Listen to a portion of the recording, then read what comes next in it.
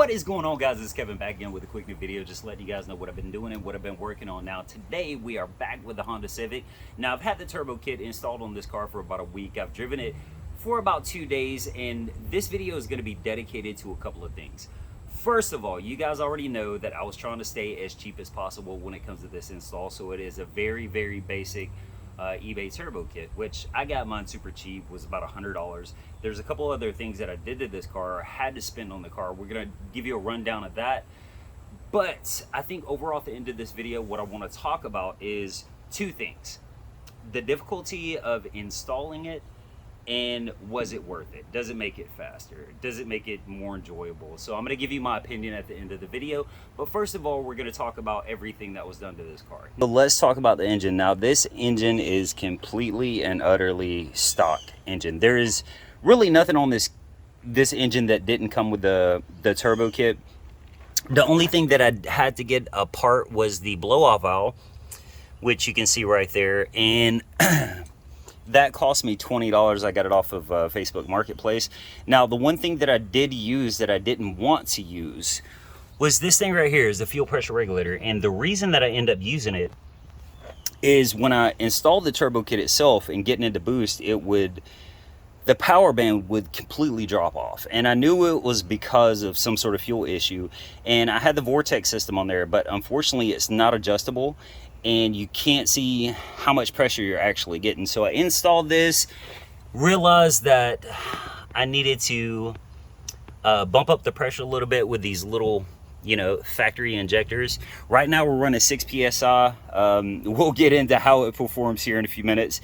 Okay, so as for the interior, really not too much done to this car. I cleaned it out a little bit. I need to shampoo the seats. I've got a push button starter here, as you can see. Now with this shifter, it's kind of odd because the shifter was about, I'd say 2 inches or something, a little bit taller than that, but it felt so weird shifting up high like this, so I actually cut down and re-welded the shifter and knocked about 2 inches off of it. Now that doesn't make it a short throw shifter or anything like that. It's nothing to do with performance. It's just all about being comfortable in the way you shift and stuff like that. So did install the radio, new speakers in the front and the back. That's about it when it comes to the interior. All right, so now the next thing is to take it on a drive. In this drive, you'll notice, if you watched the last video, this car was kind of bucking, and that had to do with the fuel pressure regulator and not having enough fuel going into the car. The idle is smooth now. It has no mechanical issues, no leaking, no oil leaks, no fuel leaks, nothing like that. It runs and drives like a factory Civic until you get on the boost. It runs and drives great. So let's take it for a ride. We'll come back and I'll give you my overall determination on whether you should do this or whether not to do it. And definitely the downside about installing a turbo kit on one of these things and not having AC, that is rough. That's the reason I couldn't daily drive this car. It would be fun, but nah, I think I'm good.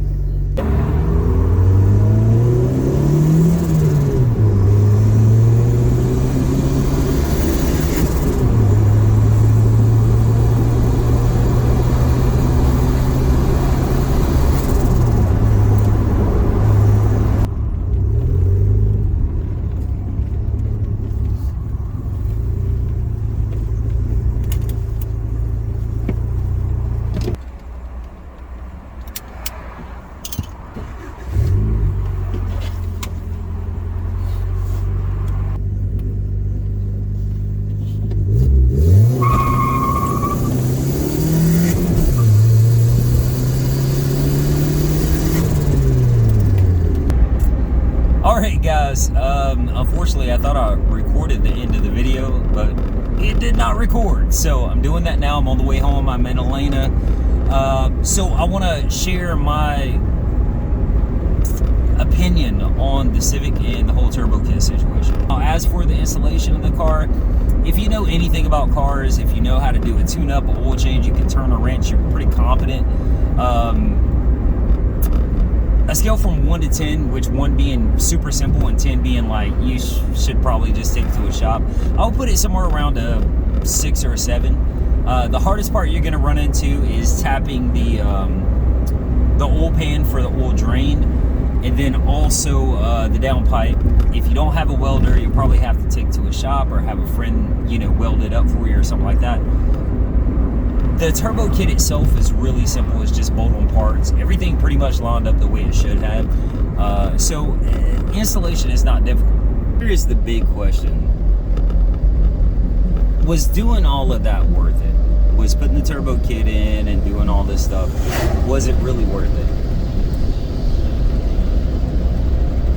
Well, for me, because I spent $200 on the turbo kit and installed it myself, it was really cheap. I would say yes.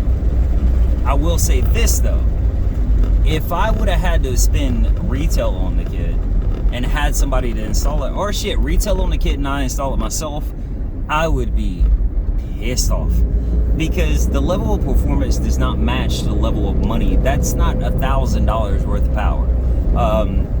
Now, if you're not looking to break the bank and you're just not looking to make like crazy horsepower or anything like that, you want the cool sounds of a turbo, you want the shh and the zzz, you know, all that shit, then yeah, it's cool. If you can find a kit cheap, yeah, I would say it's about $500 worth of performance. That's about it. You do get the low, the mid-range torque, that's fine. You get the cool sounds, but are you going to install this without the supporting mods and go out and want to race a Corvette, or, you know, race a Camaro or a fucking, you know, Subaru or something like that? No, absolutely not. I mean, it's still a slow car. You can polish a turd as much as you want to, but it's still going to be a fucking turd, and it's still slow.